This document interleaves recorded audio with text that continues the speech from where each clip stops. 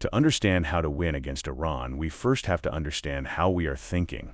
For too long, many leaders in the West have approached the Middle East with a European mindset, a mindset shaped by treaties, diplomacy frameworks, rational actors, economic incentives, and the assumption that all sides ultimately want stability, comfort, and mutual benefit. That mindset was formed in places like Europe after centuries of internal wars that ended in exhaustion and compromise. It works in Brussels, it works in Paris, it sometimes works in Washington, but it does not automatically work in the Middle East. The Middle East is not driven only by economics or public opinion. It is driven by honor, faith, long memory, tribe, sacrifice, and destiny.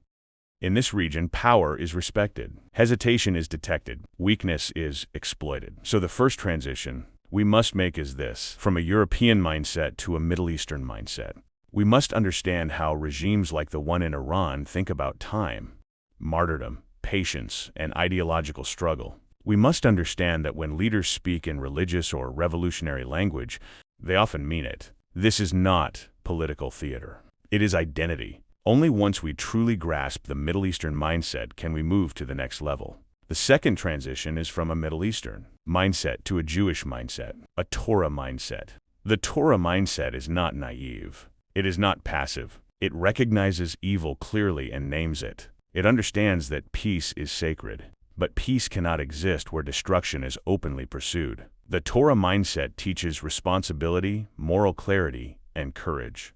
It demands that leaders protect life decisively. It teaches that mercy without justice becomes cruelty to the innocent. If leaders in United States and Israel would follow this sequence, first understand the regional reality as it truly is, and then elevate their thinking to Torah-based moral clarity, they would arrive at stronger, clearer conclusions. They would stop projecting European assumptions onto Middle Eastern realities. They would stop confusing delay with diplomacy. They would stop mistaking ideological resolve for negotiation tactics.